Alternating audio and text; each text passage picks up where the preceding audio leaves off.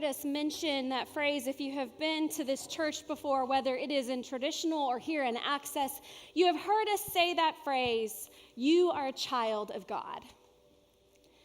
Now, Clayton is very familiar with this phrase. In fact, this is a phrase that I got from Clayton that Access has picked up from our senior pastor, Clayton. And every time I am with Clayton, I don't think that there is a time that I walk away not hearing him say, you are a child of God. Now, a couple of years ago, when I would hear that, I would be like, okay, yeah, Clayton, got it. Got it, you're a child of God, that's really sweet. It sort of sounded like a Precious Moments phrase, that's a really sweet thing to say. Really appreciate it. And sometimes I was clinging to the whole child rather than of God part. I was thinking that it gave you permission to act like a child rather than claiming that you're a child of God. Yet what I've learned in this last year, as we come to a time of remembrance in baptism, when we celebrate a baptism here in Access or in traditional, that is what we say to the family and to the child, is that you are a child of God. And when you forget that, because we all will, when you dismiss that, because we all will, this place, this community of faith will be the one to call you back and tell you once again, to claim once again, that you are first and foremost a child of God. That says something about our creation and our Creator. That says something about our birthright. So it helps us to remember that from the very beginning, are we born as good or are we born as sinful? Well, the answer is yes. But God created us and said we are first good. We are born into a broken world. We are born into a place where we pick up to sin very quickly. But yet I wonder if we can remember that we are first created good, that we are first children of God, that is where our identity is, that is where our claim is, that is where God's grace and God's goodness is.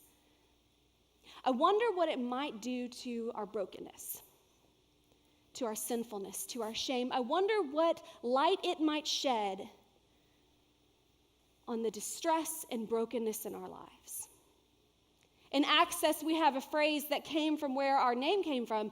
In Romans 5, it says, we have access to God's grace. And that is not because of anything that we have done, but because of what God has done, who God is to us.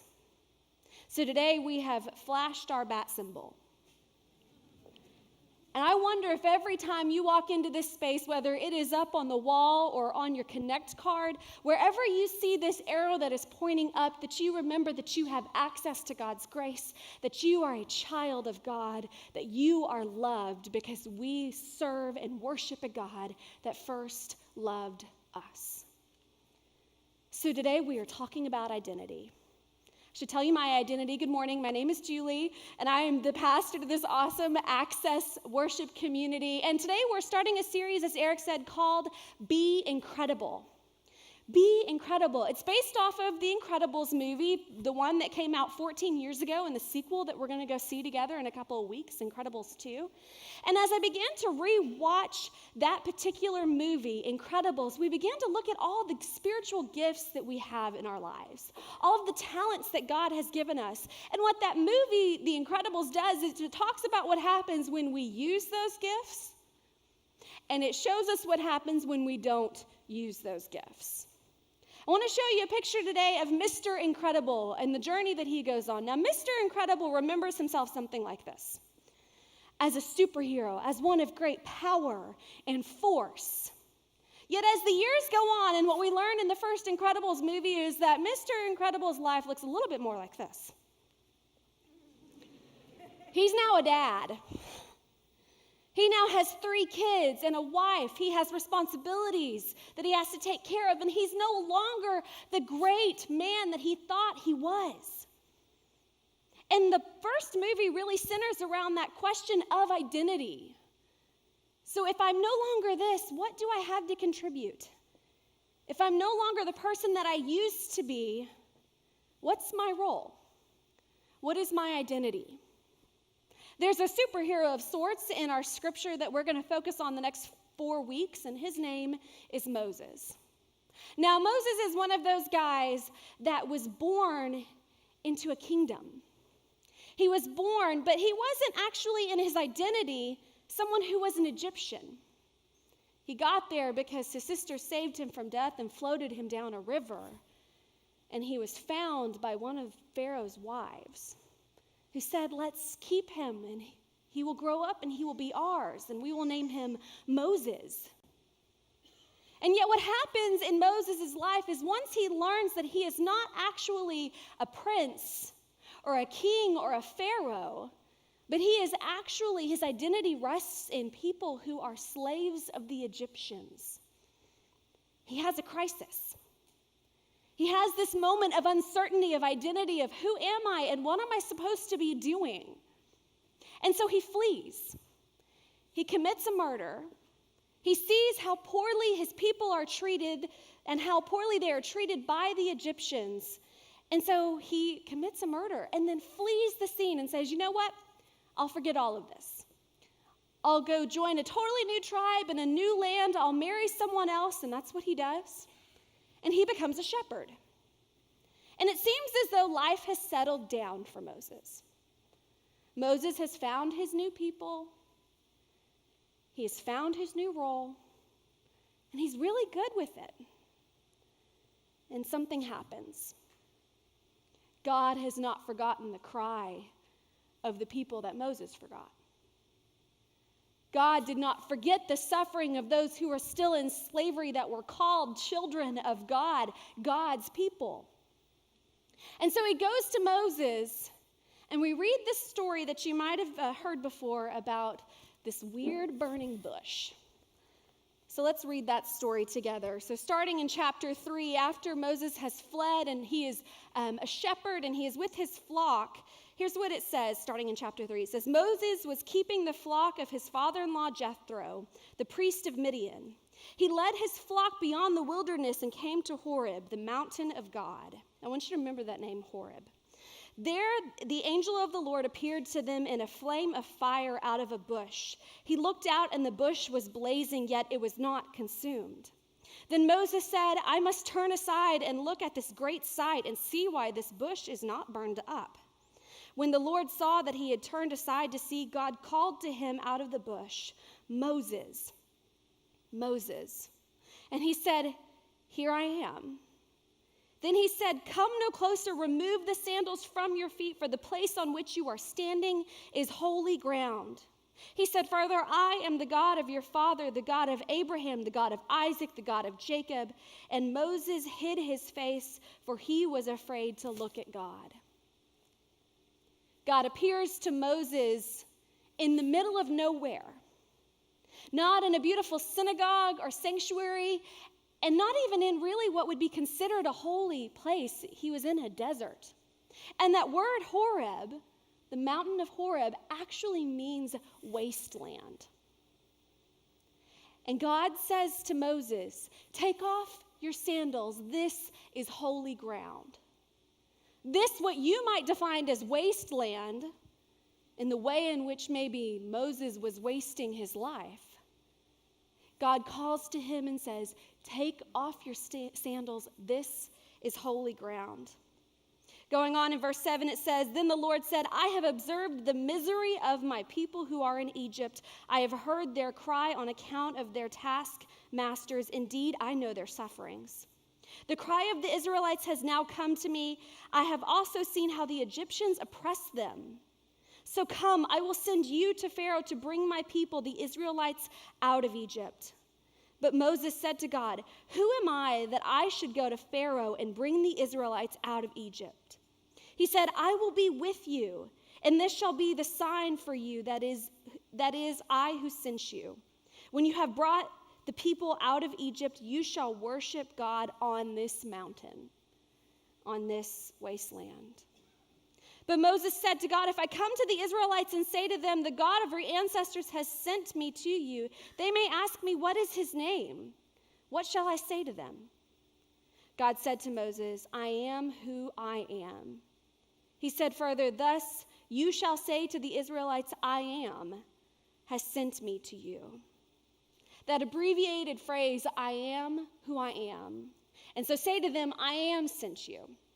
And what we see here is God shortening what he said earlier in verse 6 when he said, I am the God of your father, the God of Abraham, the God of Isaac, the God of Jacob, and now the God of the Israelites, the God of Moses. So say to my people, I am has sent you. And what God is saying to Moses in this moment is that God is on the side of those who are oppressed. Go to those who are oppressing your people and say, I am has sent them. The God who is for those who are oppressed, who is for those who are enslaved, who is for those who are suffering. Tell them that God has sent you. It seems as though Moses is in the middle of an identity crisis, and in the midst of that identity crisis, God calls Moses to leadership. God calls Moses to stop wandering around in what he considers a wasteland, wasting his time, and instead become a leader, to say yes to God. Today, as we talk about spiritual gifts, we're talking about leadership, and I wonder if the first thing that we could learn from leaders is how to say yes. To identify in our lives those things that we need to have confidence and courage to say yes to, and maybe even for some of us, the things that we need to begin to say no to.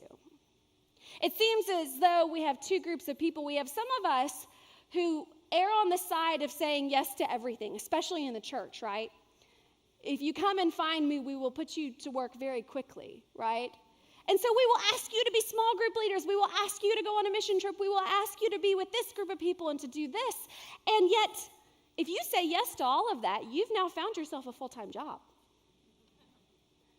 And then some of us err all the way over on this other side, and we're not really sure what our gifts are. We're not really sure what kind of leader we're supposed to be, or even if we are a leader. And so instead of saying yes and going out on a limb and trying something, we say no. And we end up saying no over and over again, and we become withdrawn. And so what God is calling Moses to today, and what we're called to first in leadership, is to begin to discern what we are called to say yes to. Maybe we can ask it this way. What is yours to do?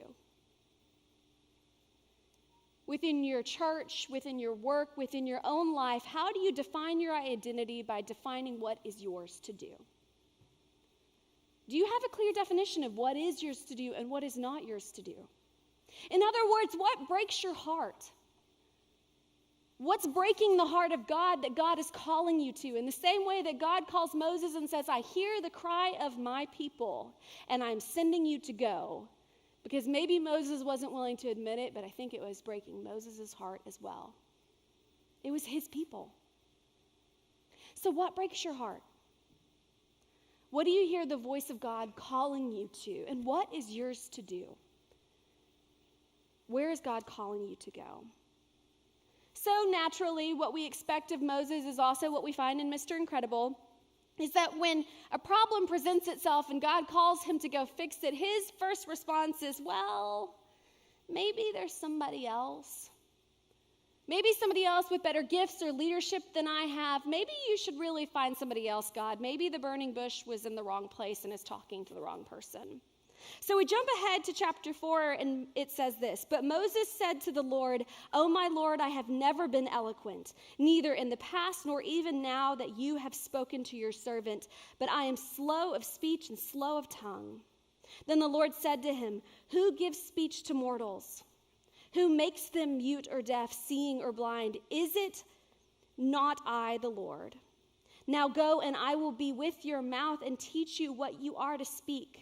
But he said, Oh, my Lord, please send someone else. Then the anger of the Lord was kindled against Moses, and he said, What of your brother Aaron the Levite? I know that he can speak fluently. Even now he is coming out to meet you. And when he sees you, his heart will be glad. So God says two things here to Moses. He says, first of all, sorry, you're not getting out of this. The second thing he says is, you're not going to be alone. I think this says something about the kind of leader that God was looking for. Because in Moses' mind, he thinks that God is looking for a leader who speaks fluently, who is charismatic and energetic, and Moses is just not that guy. Yet God knew what God was doing when he appointed Moses. Because God knew that God did not need someone who was charismatic. He could find somebody who knew how to speak to the Israelites. What he needed was a shepherd. What he needed was somebody who would tend to and love the people dearly, who would know that they are coming out of oppression and suffering and violence, that they would be scared to leave Egypt, that they would be confused about where God was going to be taking them next. And so in the midst of those moments, we don't always have the right words for that. And so what God says to Moses is, you're not going to need to be a person who speaks eloquently. You're going to need to be a person who loves people, who shepherds them, who cares for them, who loves them dearly. I wonder if the second thing that we can learn about leadership today is that God knows our gifts, and when we identify our own gifts and merge them with our passions, that's where the intersection of our calling to leadership is. Your passion, what breaks your heart, what is yours to do, along with your spiritual gifts. Not the ones you wish you had, like Moses, not the ones you think that you're supposed to have, but the ones that God has given you specifically. We live in a very competitive culture, and often we see other people with different gifts that we have. And so instead of honing in on our own skill set, finding what we do well and doing it, we tend to look at others and say, yeah, well, they could do it better. Why doesn't God send them? Why don't they just do it? We have a program in our church called Leadership First. And in this program that was started several years ago, that's what they help our lay leaders in our congregation and our community of faith begin to discern. The intersection of your passions with your gifts. So what God says to Moses today is, I don't need you to be somebody else. I need you to be you. I don't need you to pretend like you're Pharaoh or this great charismatic leader. I need you to be a shepherd. I need you to be a carer and a nurturer and someone who will lead people who don't exactly know where they're going. Sometimes when we're called to leadership, we think that it's this merging of being something that someone else needs us to be. That if in leadership we can just do what everyone else wants, if we can just be what everyone else wants, if we can meet the need of what anyone else wants, then maybe we're leading. And yet the story of Moses today tells us that it's not what we think we're supposed to do, it's what God calls us to do. It's not the gifts we wish we had, it's the ones that God has given to us that we are called to utilize and to find what is ours to do. But that's sort of countercultural. Henry Nouwen has a quote from his book about leadership in this particular century, Reflections on Christian Leadership. And I want you to hear what he says about leaders. He says, the leaders of the future will be those who dare to claim their irrelevance in the contemporary world as a divine vocation that allows them to enter into deep solidarity with the anguish underlying all the glitter of success and to bring the light of Jesus there. That's a lot to digest. I want to say a few pieces of it again. To dare to claim their irrelevance in contemporary world as a divine vocation. That glitter of success that will fade away, and instead be a person that knows how to be in solidarity with those who are suffering. The reason that Moses was called was because Moses could be somebody who stood in solidarity with suffering and with oppression. And God says, tell them I am has sent me, because I am is the one who stands with those who are oppressed, and Moses was being called to be a leader who would also stand with those who were being oppressed. Not to hide away in a wasteland of fear and self-doubt, but instead to go where God is calling us to go. Today, we want to take a step in that direction as a community of faith. When you came in this morning, you were handed, along with the Connect card, a spiritual gifts assessment. It's that sheet of paper that you were handed as you were given, and we're going to bring the house lights up a little bit, and we want to walk through this together. If you're a guest with us today, here's what I want you to do. I want you to grab a pen or a pencil and fill this out. But for our members here, for those who attend Access regularly, what I want you to do is I want you to put your name and your email or a way that we can contact you on this piece of paper. And as we fill it out, we're going to turn it in at the end. And we're going to give it back to you here in a few weeks. We're going to fill it out and assess where your gifts might be, and then we're going to reach out to you individually and talk to you about where you might be best suited to lead and connect in our church. If you'd like to do this online as well, you can Google Spiritual Gifts Assessment, United Methodist Church, and it will pull up as well. But I want us to walk through this together and begin to discern where God is leading us and who God is leading us to and to care for. So I'm going to walk you through this. This first question is about feeling God's presence. And here's what I want you to think about. That moment in your life when you felt closest to God. So I feel God's presence most strongly when I'm alone in prayer. I feel God's presence most strongly when I pray with others. I feel God's presence most strongly in worship, or most strongly when I engage in acts of kindness and Christian service. Now, if you're like me, you're going to be tempted to check more than one of these. Because I feel like I experience God's presence in many different places. But today, try to find the one that really sticks out to you. The one that you most readily connect, where you most readily connect with God, either the most frequently or have had the most impact there. The second question is about what's most important to you. Maybe another way to ask it is about priority. Which one of these is most of a priority in your life? The study and interpretation of Scripture is the most important spiritual discipline. Prayer is the most important spiritual discipline. Acts of service and mission are the most important, or the worship of God is most important. Now again, I'm tempted to say more than one of these, because these are all very important. But where do you see God most impacting your lives through one of these? The third question is about your experience in faith. It says, I experience my faith primarily through an intellectual activity. I strive to know God and think through issues of faith. I experience my faith primarily as an emotional activity. I experience my faith primarily as an intuitive activity. So is it an issue for you of head, heart, or gut? How do you most readily process through your faith? This fourth question talks about faith formation. So faith formation happens for you most effectively individually, one-to-one, in small groups, or in a congregation. As you've grown in your faith, as you have learned things in your faith, where have you been able to grow closer to God most fully? That fifth question, the primary work of the church is within and for the congregation, or the primary work of the church is in and for the world. Again, talk about where you feel God is calling you. Go back to that question, what is yours to do? This is not a theological question about what is the mission of the church, because ultimately the mission of the church is to serve within and outside. But where do you feel God is calling you? What is yours to do? That sixth question talks about most effective communication. Teaching is the most effective means of communicating the good news of Christ.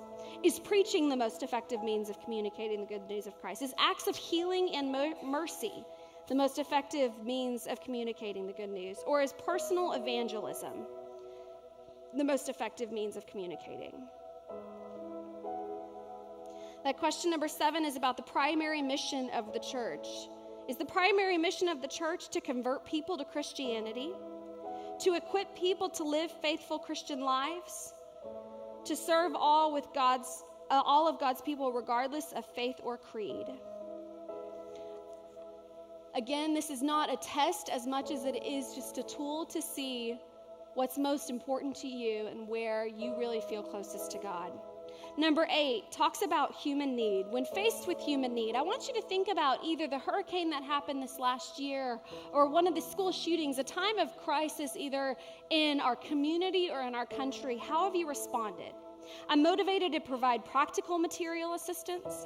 I'm motivated to provide emotional support, or I'm motivated to pray and offer spiritual comfort.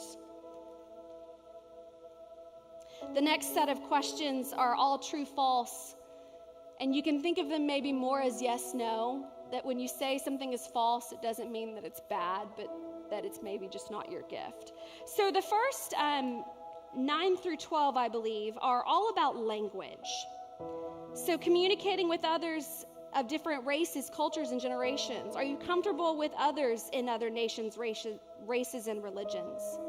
Learning foreign languages has been easy for you, not for me. I'm able to understand and interpret languages, customs, and cultures I've never studied. So go through and mark those. The next 3 are about communication. If people tell you that you're an effective communicator, or an effective counselor and listener, or that people are deeply impressed by your faith.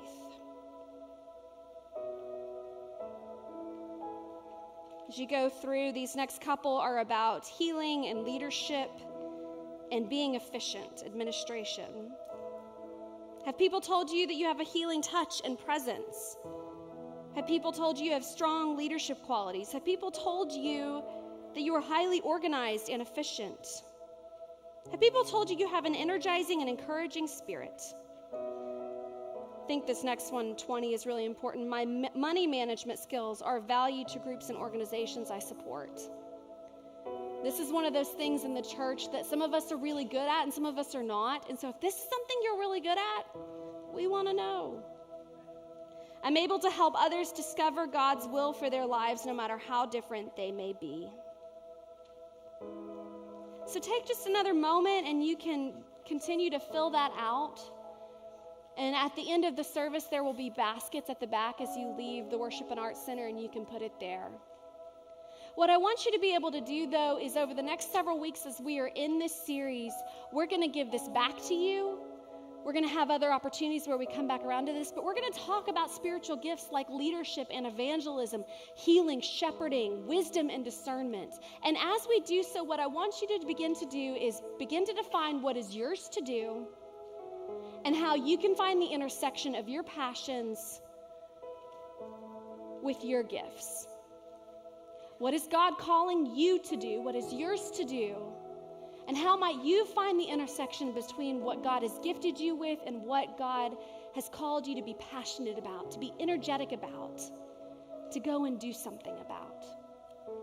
We're going to go into a time of offering here in a moment, and it's the time where we talk about how we as children of God are so blessed because God has first blessed us.